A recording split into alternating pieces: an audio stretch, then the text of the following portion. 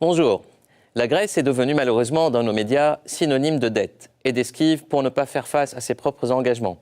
L'apport civilisationnel et intellectuel de la Grèce à l'Europe et au monde est pourtant considérable et ne peut être ainsi réduit au gré des conjonctures.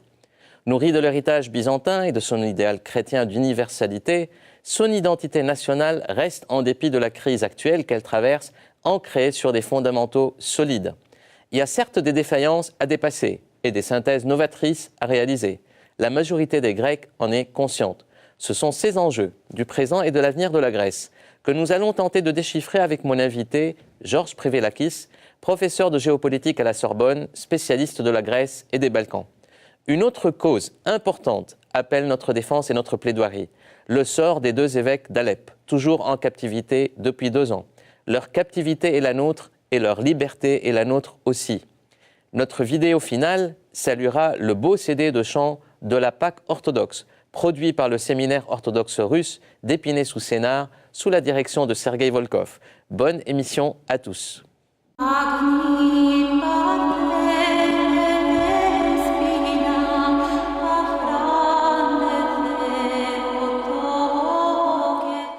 La première pierre de la future cathédrale orthodoxe russe à Paris, quai Branly, au pied de la Tour Eiffel, a été posée par l'évêque Nestor du diocèse de Chersonèse du patriarcat de Moscou, en présence de l'ambassadeur de Russie en France et de plusieurs autres personnalités, notamment la maire du 7e arrondissement, Mme Rachida Dati. La flèche de la cathédrale de la rue Daru, siège de l'archevêché orthodoxe russe en Europe occidentale, exarcat du patriarcat de Constantinople, est quant à elle en restauration. C'est le jeudi 2 avril dernier que le président du Sénat, M. Gérard Larcher, a remis au nom du président de la République les insignes de chevalier dans l'Ordre national du mérite à Carole Sabat, responsable de la communication de l'Assemblée des évêques orthodoxes de France, pour ses services auprès de l'Église orthodoxe en France, en présence de nombreuses personnalités orthodoxes et amies. Genève, c'est au centre orthodoxe du patriarcat de Constantinople, à Chambézy, en Suisse, que la 3e réunion de la commission interorthodoxe spéciale pour la préparation des documents du Saint et Grand Concile de l'Église orthodoxe a eu lieu du 30 mars au 2 avril 2015 en présence de délégations de toutes les églises orthodoxes autocéphales.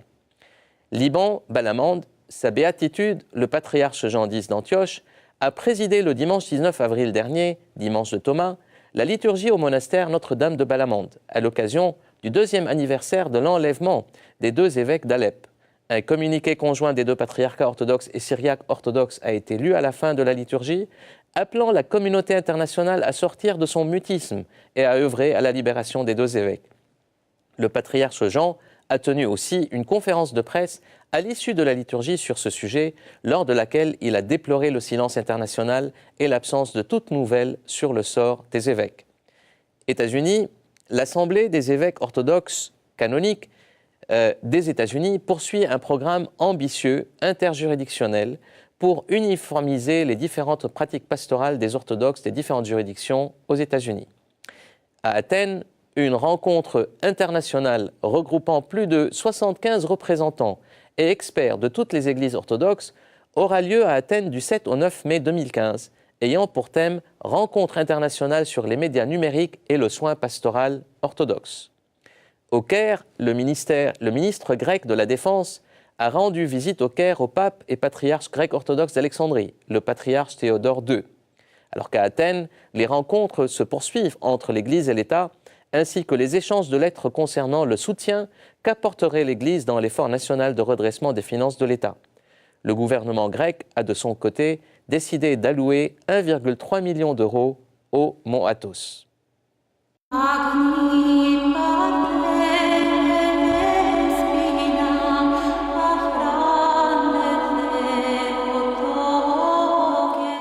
L'histoire interagit sans cesse avec l'actualité en Grèce. En témoigne le drapeau de son église avec l'aigle bicéphale byzantin, déployant ses ailes vers l'Orient et vers l'Occident, en signe d'universalité, mais aussi les symboles de souveraineté à travers le sceptre et de plénitude à travers le globe. Doté d'un patrimoine chrétien sans précédent, d'églises, de monastères, de lieux épiques et pittoresques, de sainteté et d'ascèse comme les météores, avec leurs fresques murales majestueuses et leur iconographie, la Grèce a toujours connu une relation spéciale et imbriquée entre l'Église et l'État, les deux drapeaux d'ailleurs se côtoyant dans la place publique.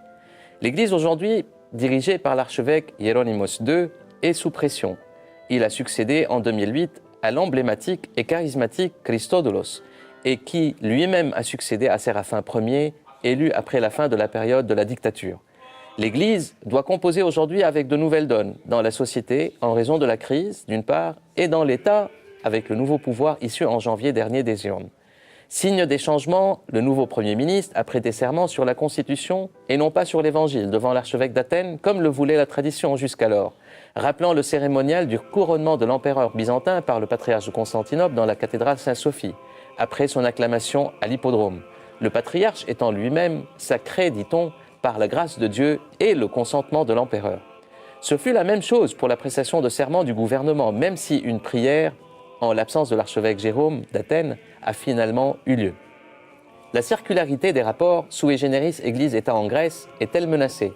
La doctrine du ni union totale, ni séparation totale, mais interdépendance entre spirituel et temporel, perpétuant en Grèce la doctrine de la symphonie byzantine, du sacerdotal et de l'impérial, les deux pouvoirs qui, selon le code de Justinien, devaient vivre en paix pour que le monde soit prospère. Est-ce que cette conception est-elle appelée à évoluer vers plus de séparation et d'affrontement? Certains parient le contraire, une accélération de la coopération. Le programme du Premier ministre Tsipras mettant l'accent sur la nécessité de la solidarité nationale, rejoignant quelque part celui de l'archevêque d'Athènes qui cherche à repositionner l'Église dans le service et le soin de l'autre et à la faire monter en puissance dans les programmes socio-caritatifs auprès des nécessiteux. Un retournement que suscite la crise depuis quelques années. Période de rupture ou tournant? Pour en parler, j'ai le plaisir de recevoir Georges Privélakis, un grand spécialiste de la Grèce, géographe et géopoliticien de formation, qui a enseigné en Grèce et continue d'enseigner en France, notamment à la Sorbonne, mais aussi a enseigné aux États-Unis et à Londres dans des universités et écoles de renom. Il est co-directeur de la revue scientifique française Anatolie, au CNRS Éditions. Il publie des chroniques bimensuelles en Grèce dans le quotidien Estia et a publié Les Balkans, culture géopolitique aux éditions Nathan à Paris, Les réseaux des diasporas aux éditions Harmattan Paris et Géopolitique de la Grèce aux éditions Complexes à Bruxelles. Georges, bonjour. Bonjour.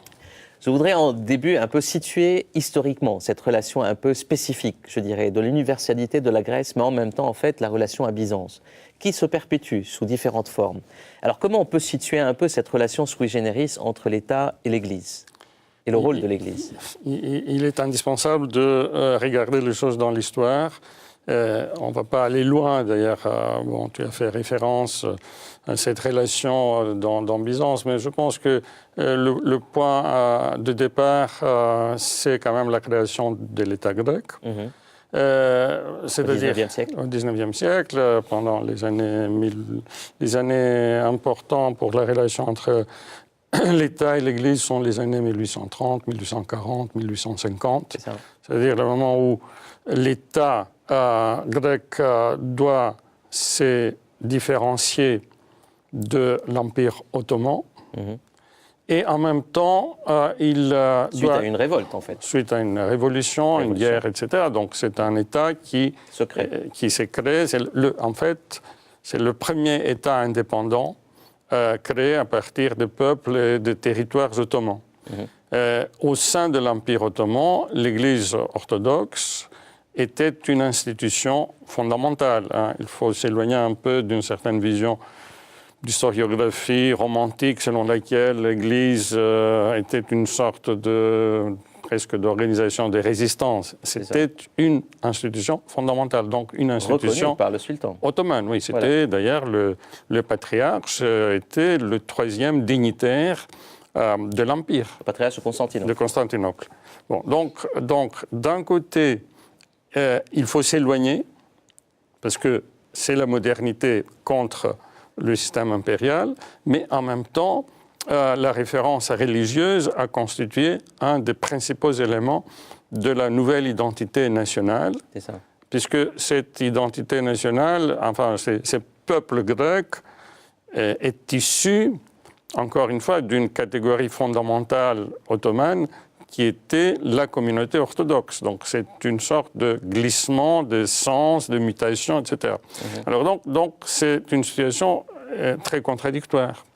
Et cela a été résolu par l'autocéphalie, par la création d'une église de Grèce, selon un principe qui est un peu bizarre par rapport à la tradition orthodoxe, étant donné que c'est donc une Église définie par son lien à un État.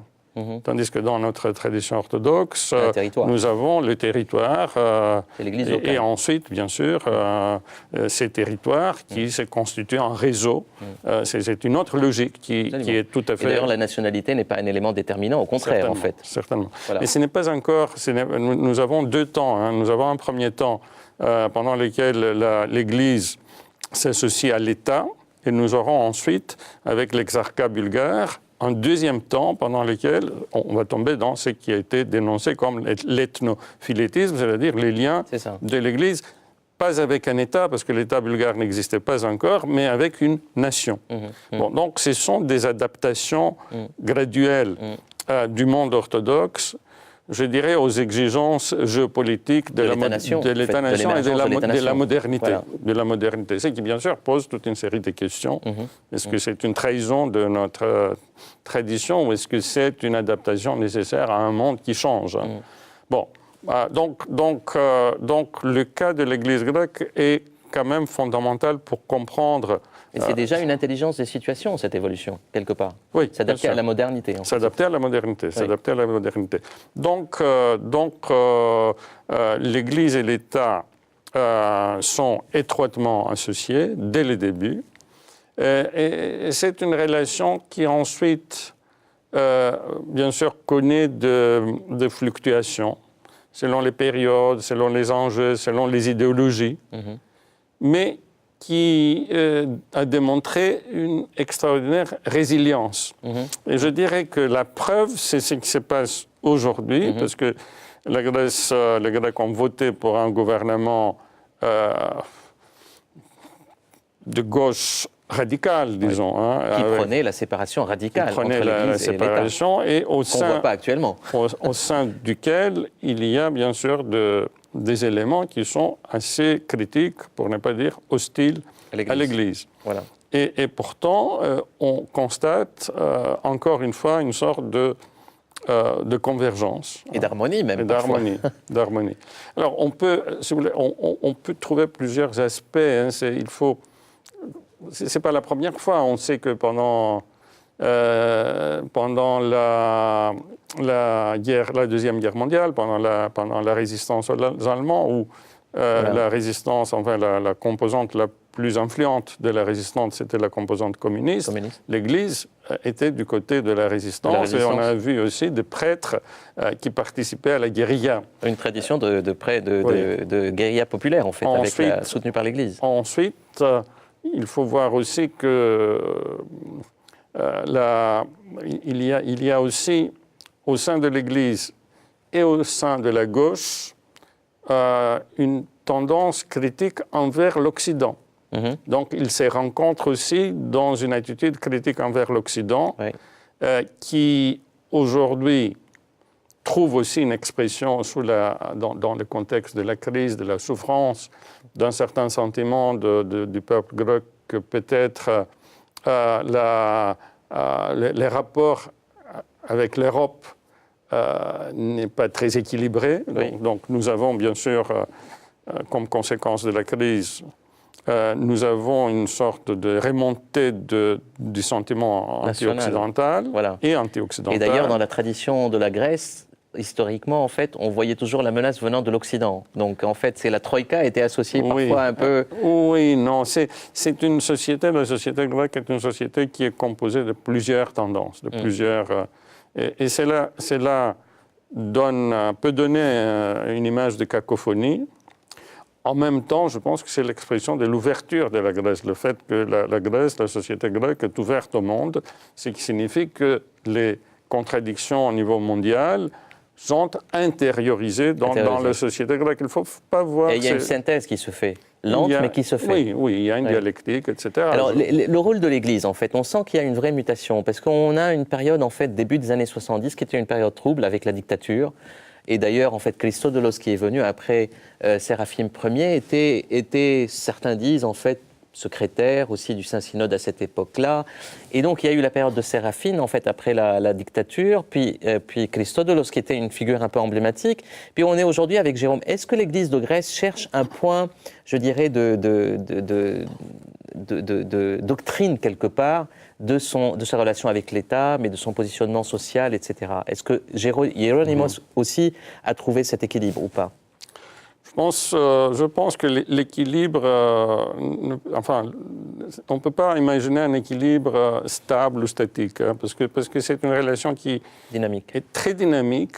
Pourquoi elle est dynamique ? Parce que d'un côté, elle est chargée d'histoire, et deuxièmement, parce qu'elle est fondamentale pour la Grèce et les Grecs. Hein. Il faut vraiment s'éloigner d'une vision franco-française des relations entre l'État et l'Église. Voilà. Bon, là, nous avons une relation qui est très importante. Qui est sui generis. Oui, on peut voir des variations dans les autres États balkaniques. On peut éventuellement faire des comparaisons avec d'autres contextes religieux, par exemple, avec des sociétés influencés par l'islam. Nous sommes entre la chrétienté occidentale et l'Orient, hein, c'est certain. Ah, oui. Donc cette relation ne peut pas être simple, elle est dynamique. Je ne pense pas qu'on va arriver à une doctrine au sein de l'Église. Là aussi, l'Église, elle n'est pas monolithique. Alors évidemment, elle n'est pas monolithique quand on se rend compte de la dualité de l'orthodoxie grecque entre celle qui se réfère au patriarcat de Constantinople et celle qui se réfère à l'Église d'Athènes. Mais même si on regarde l'Église grecque, elle est d'une très grande diversité qui exprime les étapes de la création de l'État grec et les relations de différentes composantes avec Athènes et avec Constantinople. Hein, en Crète, ce n'est pas la même chose comme dans le Péloponnèse.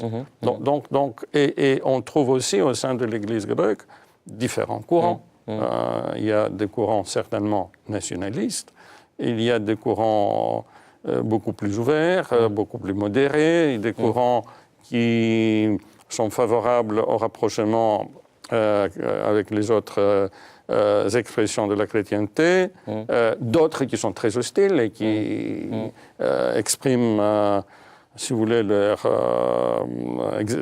exaspération avec les efforts de rapprochement. Donc vraiment, c'est un monde qui, vu de l'extérieur, peut paraître simple et monolithique. Mais qui quand on entre, il est compliqué. Tout à fait. C'est un peu Byzance aussi. Il y a beaucoup de nuances. Oui, la Grèce, c'est l'esprit des nuances.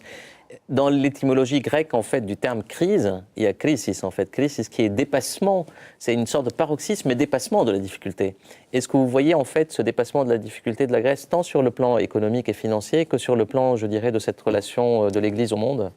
Alors, en ce qui concerne la Grèce, je pense que le terme crise ne convient pas à la situation. Oui. Je pense que, justement, parce qu'on utilise le terme crise, qu'on se trompe dans les politiques. Parce que la crise, on ne va pas entrer dans les débats étymologiques, mais la perception des gens, c'est quoi ? C'est quelque chose qui est passager. C'est comme une maladie. Et je pense que ça a été l'erreur des Grecs, de la société grecque, à penser que, bon, on va souffrir un peu et ça va se dépasser. C'est pas ça. Oui. C'est une transition. Ce que nous vivons, c'est une transition. C'est-à-dire, il y a toute une période qui commence avec la fin de la dictature, l'entrée de la Grèce à l'Union européenne. C'est qu'en grec, on appelle la métapolitevsis. Cette période se caractérise par une stabilité du système politique. Hein. Il y avait ces deux partis qui se partageaient le pouvoir et que finalement, on ne voyait pas très bien la différence entre les deux. Donc, le système politique était stable. Il y avait un sentiment de sécurité par rapport au passé. Hein, c'est-à-dire on appartient à l'OTAN, on appartient à l'Union européenne. Une consolidation. Donc nous n'avons pas trop craindre des aventures avec nos voisins. Et le troisième élément qui est le plus grave, c'est une fausse impression de facilité économique et de prospérité. Et je pense que là, l'appartenance de la Grèce à l'Union a eu une influence néfaste. du point de vue de la pédagogie et des mentalités qui ont été créées, parce que nous avons maintenant plusieurs générations de Grecs qui considèrent, et c'est naturel, je ne dis pas ça pour critiquer, parce qu'ils ont vécu dans cette ambiance, ils considèrent que la norme, c'est de vivre bien sans faire beaucoup d'efforts. D'efforts, oui, oui. Bon. Alors, c'est tous ces systèmes qui s'effondrent, ce qui signifie que la Grèce doit changer. Voilà, une nouvelle transition en fait. C'est une transition, il faut se rendre compte que cette époque est terminée, parce que nous vivons dans un monde de difficultés économiques, de compétition. On ne peut pas espérer que l'Europe va toujours alimenter un niveau de vie élevé grec. Nous devons devenir productifs, nous devons devenir compétitifs. Et nous devons prendre conscience que nous vivons dans un monde qui est devenu à nouveau dangereux. Dangereux et complexe. Dangereux et complexe. Voilà. Il suffit de regarder ce qui se passe tout autour de nous. Absolument. Ben, sur cette note qui est un peu un effort de fond, je dirais une véritable transition de fond qui nécessite un effort, je voudrais vous remercier, Georges, pour en fait cet éclairage qui est très important et très intéressant sur les fondamentaux de la Grèce. Et on voit que l'effort est beaucoup plus un effort de fond qui doit être effectué sur cette transition. Merci beaucoup. C'est moi qui vous remercie.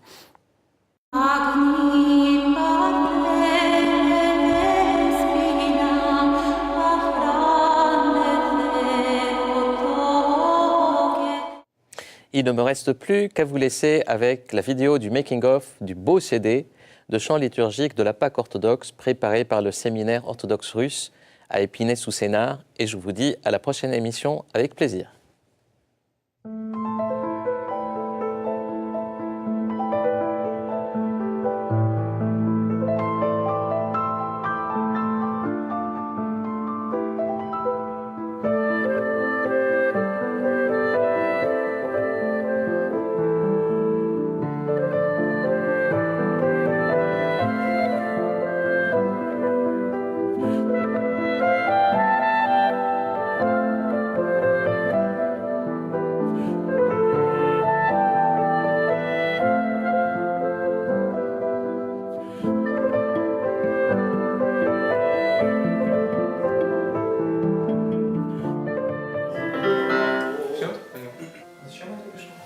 А все слышно? Ты уже все настроил, да?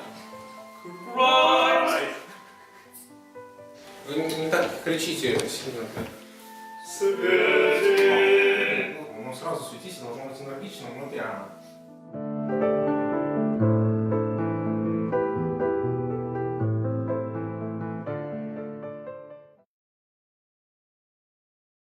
Yeah.